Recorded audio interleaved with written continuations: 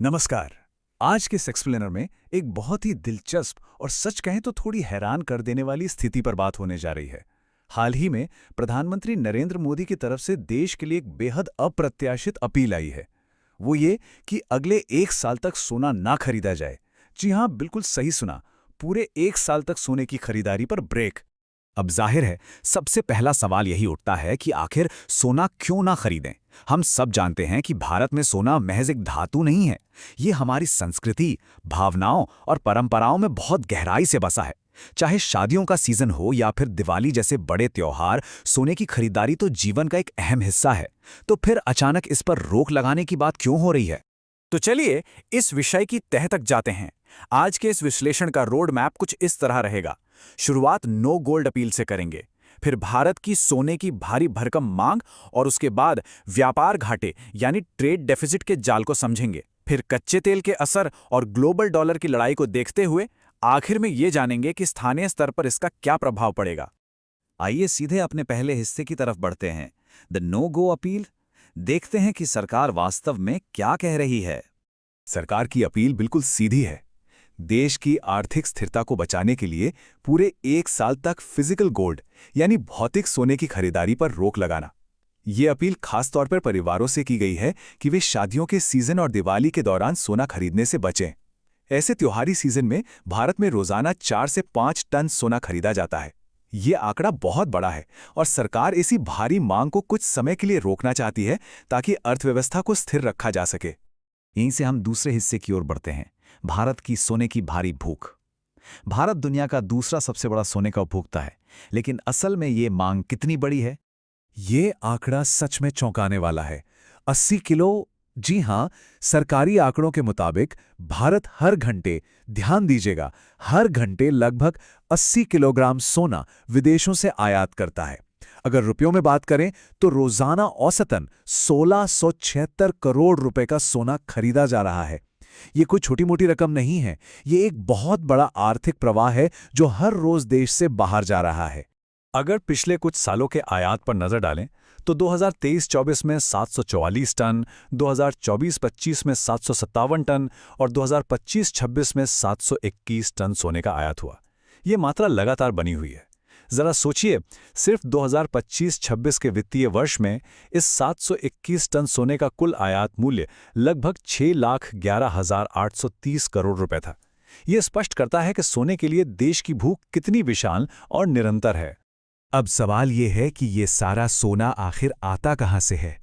चूंकि भारत में सोने का खनन ना के बराबर होता है, इसलिए ज्वेलरी और निवेश की पूरी मांग आयात से ही पूरी करनी पड़ती है। कुल आयात का 40% हिस्सा अकेले स्विट्जरलैंड से आता है। इसके बाद 30% यूएई से और 20% दक्षिण अफ्रीका से आता है। और एक दिलचस्प बात, ये सिर्फ आम नागरिकों की खरीदारी नहीं है।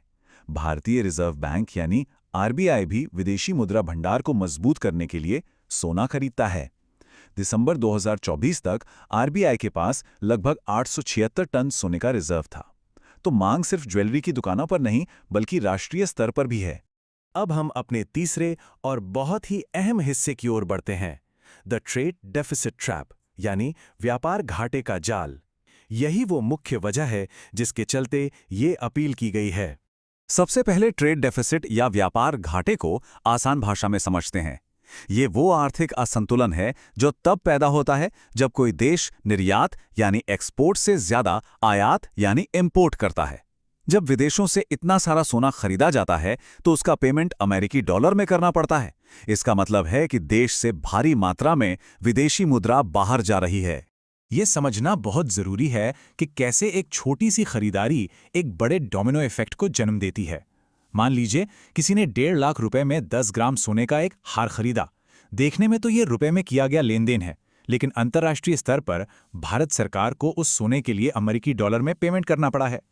इस वजह से ग्लोबल मार्केट में डॉलर की डिमांड अचानक बढ़ जाती है और अर्थशास्त्र का सीधा सा नियम है, जब भी डॉलर की मांग बढ़ती है तो भारतीय रुपया कमजोर पड़ने लगता है।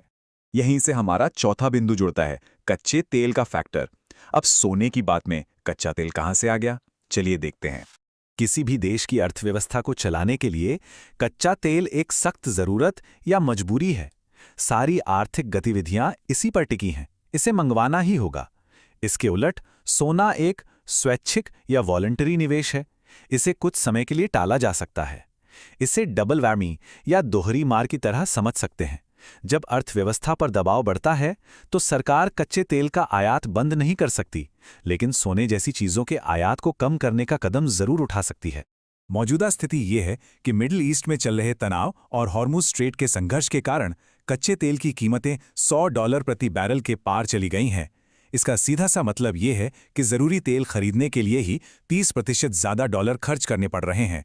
अगर ऐसे में भारी मात्रा में सोना भी आयात होता रहा तो विदेशी मुद्रा भंडार पर बहुत बुरा असर पड़ेगा।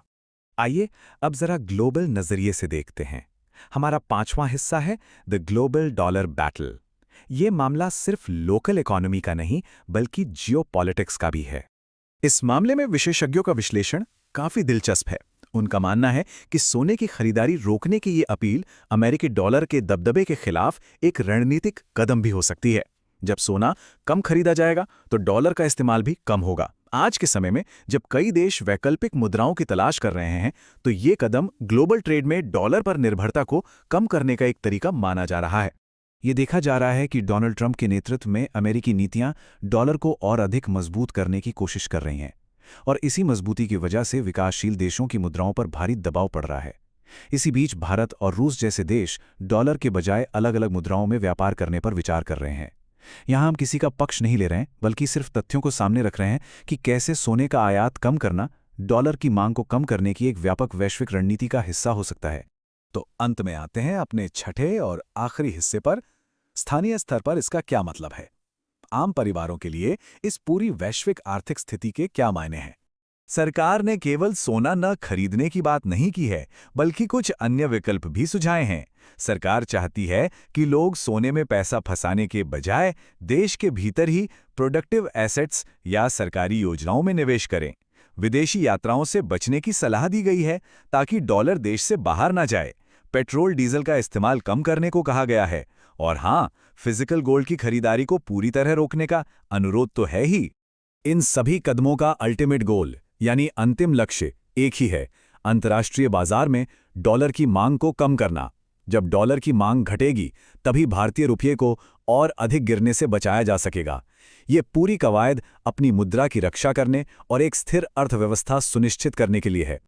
तो इस पूरे एक्सप्लेनर के अंत में एक बहुत ही विचारणीय सवाल सामने आता है। अक्सर ऐसा लगता है कि एक छोटी सी खरीदारी से देश की इतनी बड़ी अर्थव्यवस्था पर भला क्या ही फर्क पड़ेगा। लेकिन जैसा कि आज के इस विश्लेषण में साफ हुआ, हर 1 ग्राम सोने की खरीदारी का असर सीधे डॉलर और रुपए के संतुलन पर पड़ता है। ऐसे में सवाल ये है कि क्या अगली बार होने वाली कोई भी